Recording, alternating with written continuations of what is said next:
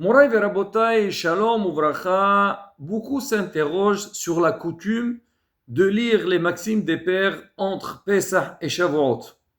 Normalement, ce livre, on doit le lire toute l'année. C'est un livre qui est plein d'enseignements et surtout sur le savoir-vivre. Il traite tous les problèmes qu'on peut rencontrer dans la vie.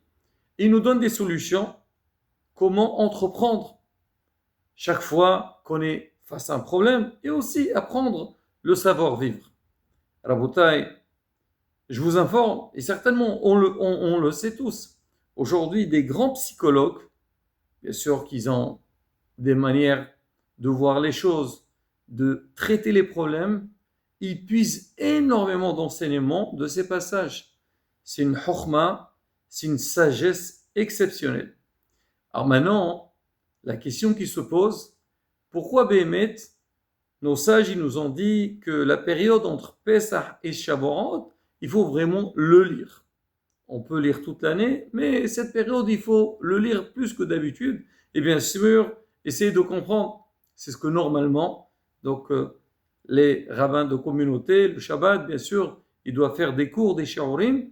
Et là, il doit fixer un moment pour expliquer un petit peu donc ces passages-là. Notre maître, Rav Ovadia Yosef, Sroto Tagen Aleno, alors il a répondu à travers une parabole, un mashal, une petite histoire. Il dit, il y avait une fois un roi, donc on sait très bien c'est quoi la tâche d'un roi. Justement, dans le Pirkei Avot, il dit que le cerveau d'un roi, il doit être, je crois, minimum 7 fois plus qu'un cerveau d'un homme normal. Pourquoi? Parce que chacun, il doit gérer un problème personnel, sa famille. Mais un roi, il doit gérer tout le monde. Certes, qui doit léguer certaines choses, mais après tout, c'est le responsable.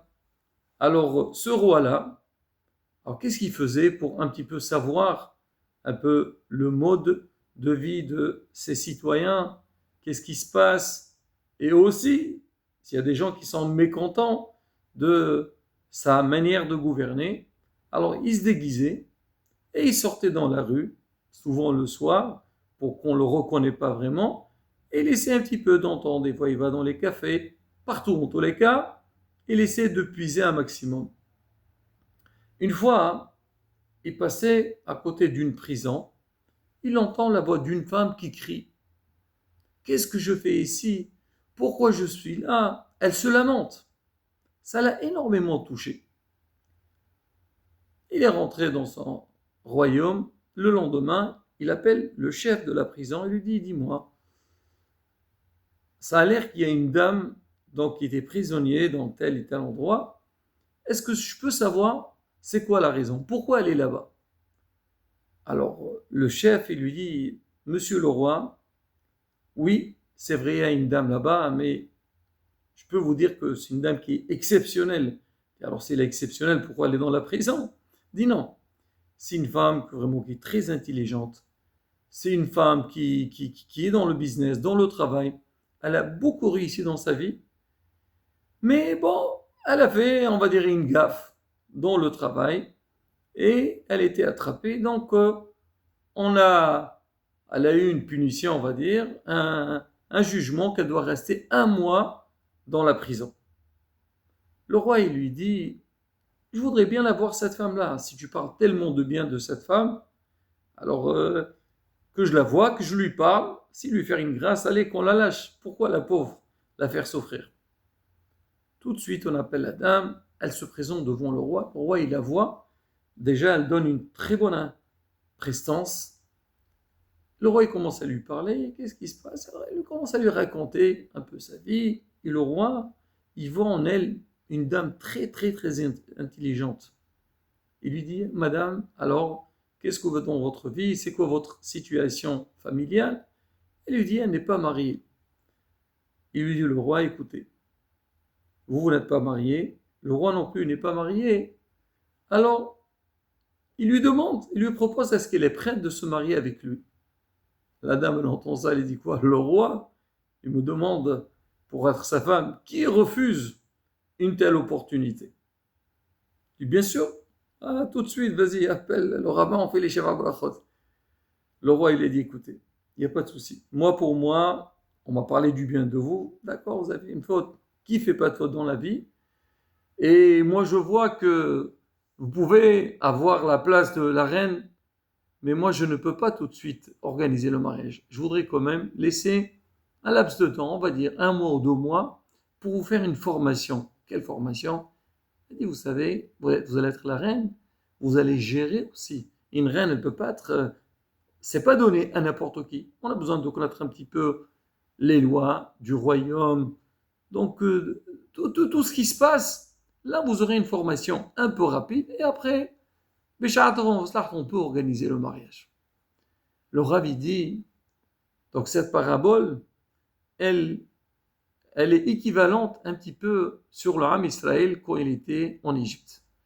Ham Israël, il était en esclavage en Égypte. Bon, si on était là-bas, parce que on a fauté, nos ancêtres, ils ont fait une faute, et comme on dit, Avon Avot Albanim, Ham Israël était en esclavage, il souffrait. Et à un moment donné, il a commencé à prier, à demander à Kadosh Baruch Hu, Ribono Shel Olam, Kadosh Baruch Hu, sauve-nous, aide-nous, on n'en peut plus. Kadosh Baruch Hu, il a entendu donc la prière, la demande du peuple d'Israël, et il les a libérés d'Égypte. Mais quand il les a libérés, il les a pas libérés seulement pour que physiquement, donc ils soient libérés, mais il les a libérés pour recevoir la Torah, pour savoir donc le mode de la vie, le code de la route. Il a dit, je ne peux pas leur donner tout de suite la Torah. La Torah, elle est très chère. Il faut attendre un petit peu. Je leur laisse un laps de temps entre Pessah et Shavuot, le temps de se préparer, de travailler sur eux-mêmes, de comprendre l'importance qu'ils ont reçue, leur rôle, leur statut, et à ce moment-là, je peux leur donner la Torah. C'est la raison pour laquelle nous aussi, donc on dit Ma'aseh Avot Siman Labanim, nos ancêtres, ils étaient en Égypte, sont sortis, ils se sont préparés pour la fête de Shavuot, mais aussi pendant cette période, on a besoin de nous préparer. Et on sait très bien, dans Avodat Hashem, c'est vrai, il y a les lois de la Torah, il y a les mitzvot, mais derrière ça aussi, il y a ce qu'on appelle le savoir-vivre. Derech Eres Qadma la Torah. Tout d'abord, il faut apprendre comment se conduire, comment respecter les autres, le respect d'autrui, travailler sur soi-même. Et à partir du moment qu'on a fait ce travail, on s'est bien préparé, la Bezat Hashem, on peut être prêt à recevoir la Torah. Comme on dit, Akadosh Baruch Hu, c'était le Hatan, Am Yisrael, c'était la Kalla, donc le mariage, c'était sous le mont Sinaï, et l'Aktuba, c'était la Torah. Donc Bezat Hashem, donc on profite de cette période pour étudier donc un peu le patrimoine de nos ancêtres et nous préparer à Matan Torah comme il faut. Amen, Kenerason.